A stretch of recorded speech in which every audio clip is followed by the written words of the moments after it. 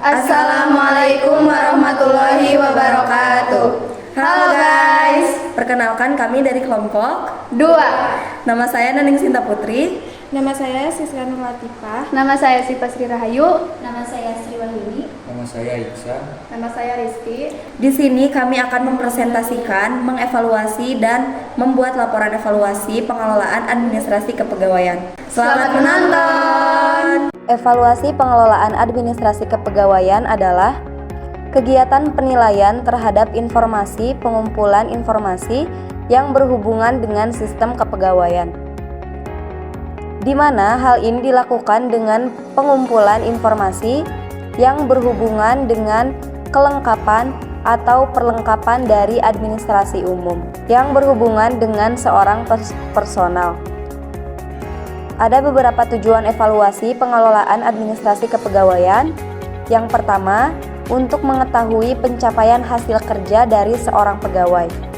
Yang kedua, untuk mengetahui seberapa baik tingkat penguasaan seorang pegawai terhadap pekerjaan yang telah ditetapkan. Yang ketiga, untuk mengetahui kesulitan apa saja yang dialami seorang pegawai dalam kegiatan dan aktivitasnya sehingga bisa dilakukan diagnosis. Yang keempat, untuk mengetahui tingkat efektivitas dan efisiensi suatu metode, media, serta sumber daya lainnya dalam melaksanakan suatu pekerjaan. Yang kelima, yaitu sebagai umpan baik serta juga informasi penting bagi pelaksana evaluasi untuk dapat memperbaiki kekurangan yang ada dalam administrasi, yang mana hal itu dapat dijadikan acuan di dalam mengambil keputusan mendatang. Yang keenam, yaitu memperkuat sistem perencanaan kepegawaian. Fungsi evaluasi yang pertama, fungsi selektif. Fungsi selektif ini merupakan fungsi yang dapat menyeleksi seseorang apakah orang tersebut mempunyai standar kompetensi yang sesuai dengan standar yang ditetapkan. Contohnya, menentukan seseorang diterima kerja atau tidak, menentukan seseorang naik jabatan atau juga tidak, dan lain sebagainya.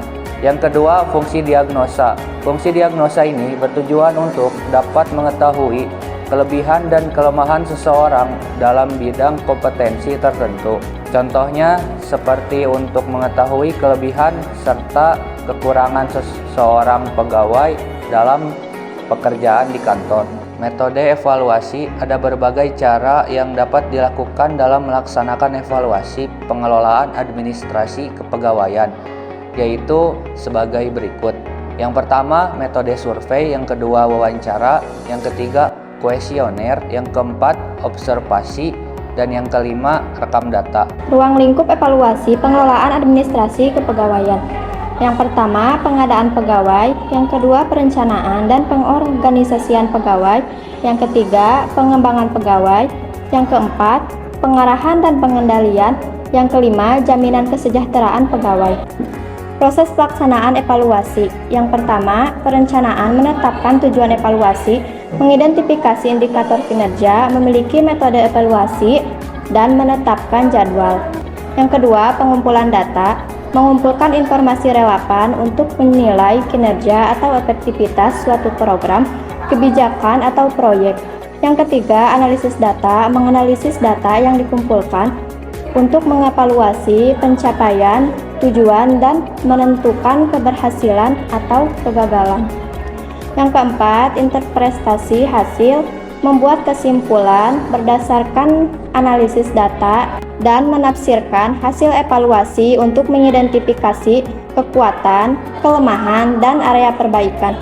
Yang kelima, pembuatan laporan, menyusun laporan evaluasi yang menyajikan temuan, rekomendasi, dan kesimpulan kepada pemangku kepentingan terkait. Yang keenam, pengambilan keputusan, menggunakan hasil evaluasi untuk membuat keputusan tentang perbaikan atau pengembangan program, kebijakan, atau proyek yang dievaluasi.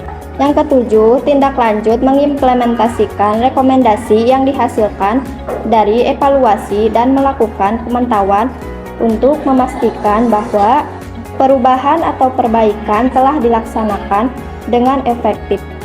Selanjutnya yaitu ada teknik penyusunan laporan pengelolaan administrasi kepegawaian ada 6.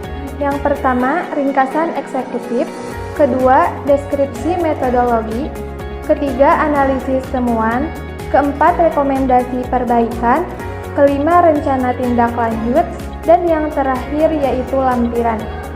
Laporan pengelolaan administrasi kepegawaian adalah dokumen yang memuat informasi tentang pengelolaan dan administrasi terkait dengan sumber daya manusia di suatu organisasi atau instansi untuk mencakup data-data seperti rekrutmen, pelatihan, evaluasi kinerja, promosi, penggajian, dan hal-hal terkait lainnya yang berkaitan dengan tenaga kerja dalam suatu entitas. Laporan ini membantu organisasi untuk memantau dan mengelola sumber daya manusia mereka dengan lebih efektif. Tujuan dari laporan pengelolaan administrasi kepegawaian adalah sebagai berikut. Yang pertama, monitor kinerja SDM. Kedua, perencanaan sumber daya manusia.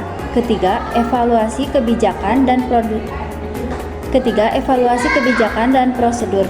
Keempat, keputusan strategis. Kelima, kepatuhan peraturan. Keenam, transparansi dan akuntabilitas. Laporan ini meningkatkan transparansi dan akuntabilitas dalam pengelolaan SDM dengan memberikan informasi yang jelas dan terperinci tentang praktik administrasi kepegawaian. Jenis-jenis laporan kepegawaian. Yang pertama, laporan kehadiran. Laporan kehadiran yaitu mencatat kehadiran dan absensi karyawan. Kedua, laporan evaluasi kinerja. Mengevaluasi kinerja karyawan selama periode tertentu. Ketiga, laporan penggajian, yaitu menyajikan informasi tentang gaji dan tunjangan karyawan. Keempat, laporan pelatihan, yaitu mencatat hasil pelatihan yang telah diikuti oleh karyawan. Kelima, laporan mutasi, yaitu mencatat perubahan status atau posisi karyawan di dalam perusahaan. Syarat-syarat laporan untuk laporan pengelolaan kepegawaian. Syarat-syarat yang umumnya diperlukan meliputi: yang pertama yaitu identifikasi data pegawai, yang kedua data kehadiran, yang ketiga evaluasi kinerja, yang keempat manajemen pelatihan, yang kelima manajemen pengembangan karir, yang keenam perubahan status, yang ketujuh kesejahteraan dan kesehatan kerja, yang kedelapan manajemen kinerja, yang kesembilan manajemen konflik dan penegakan disiplin, dan yang terakhir yaitu analisis dan rekomendasi. Syarat-syarat ini dapat disesuaikan dengan kebutuhan dan kebijakan organisasi. Namun umumnya, laporan pengelolaan kepegawaian mencakup informasi tersebut untuk memastikan manajemen kepegawaian yang efektif dan efisien. Langkah-langkah pembuatan laporan. Langkah-langkah umum dalam pembuatan laporan pengelolaan kepegawaian yaitu: yang pertama, identifikasi tujuan laporan, yang kedua, kumpulkan data, yang ketiga, organisasi data, yang keempat, analisis data, yang kelima, penyusunan laporan, yang keenam, penyampaian informasi, yang ketujuh, verifikasi dan koreksi, yang kedelapan, finalisasi laporan, yang kesembilan, distribusi laporan, dan yang terakhir yaitu tindak lanjut. Dengan mengikuti langkah-langkah ini, Anda dapat membuat laporan pengelolaan kepegawaian yang informatif dan bermanfaat bagi organisasi Anda.